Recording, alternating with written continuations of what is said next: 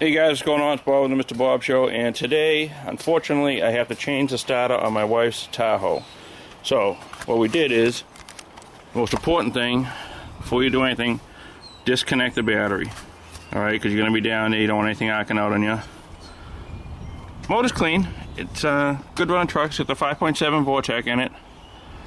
Thing is, buku balls. Give you a quick shot of the truck. It's in really nice shape.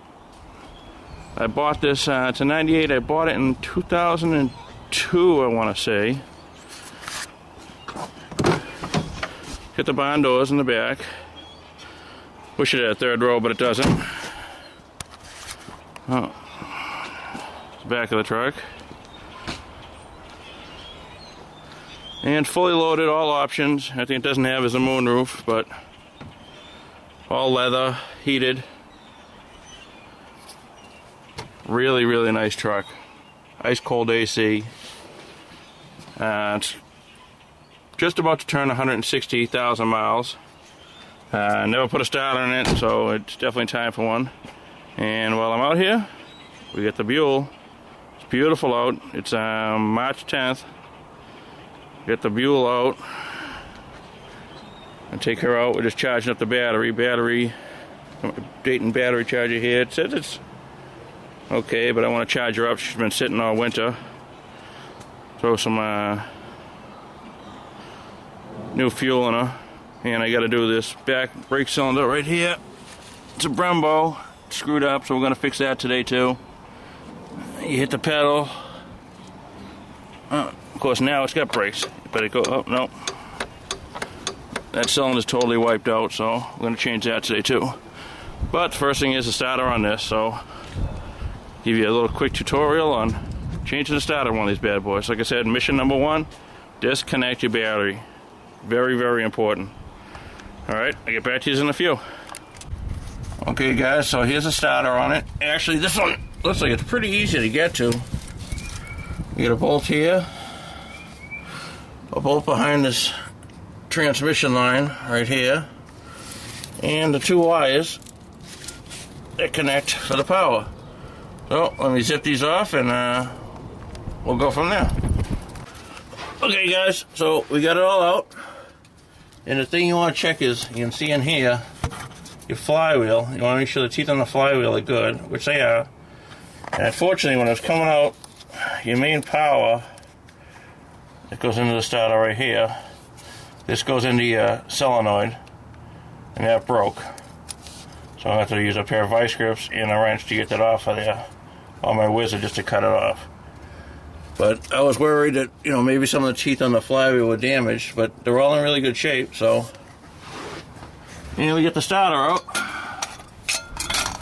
Right here. And she was making a grinding sound, and the teeth, I don't know how well you can see it, but the teeth, now when you give it power, this flies out, connects to your flywheel, that's what turns your motor on. The teeth in there are all destroyed. So that was my grinding noise. So, time to go down and get another starter. And as you can see, your solenoid on the Chevy is built into the back. This is your power that goes into the starter.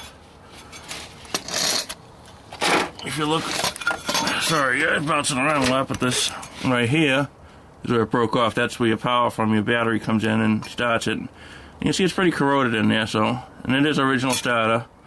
So, time to go down and get a new one. And I'll get back to you.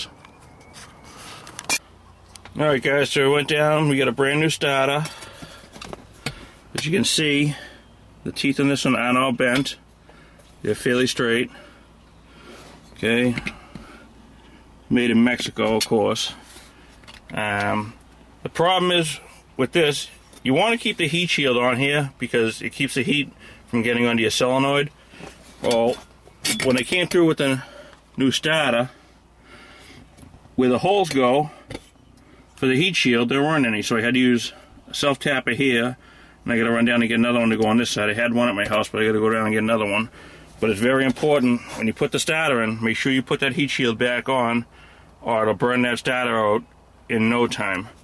Because where it goes up in there, the exhaust is very close to it, and this just keeps the heat from getting on your solenoid, which is very important. So we're gonna put the new starter in, and hopefully she'll fire right up and run good.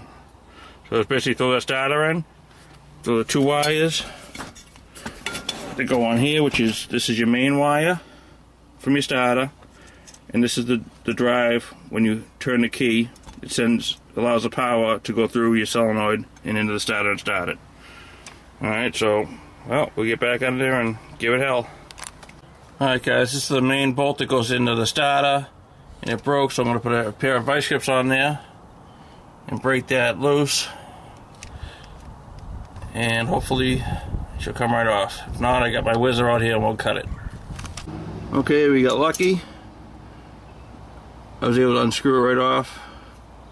See the back side there, it's a square, that's what goes in, touches up against the solenoid.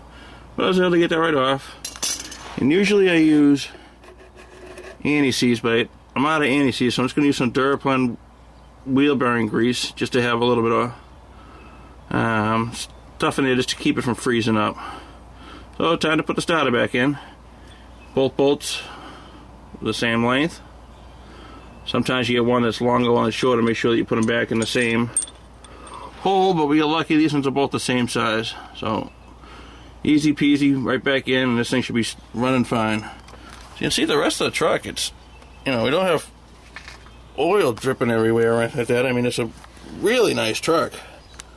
You know, for a truck from New England, it's not all rotted. Everything looks good. You know, you get some rust, but nothing major. So, well, let's get the starter in. Alright guys, there it is, new starter, all in place. All the wires connected, grease on the bolts, keep them from getting hung up. Now all you do is connect the battery and see what happens. Wish me luck.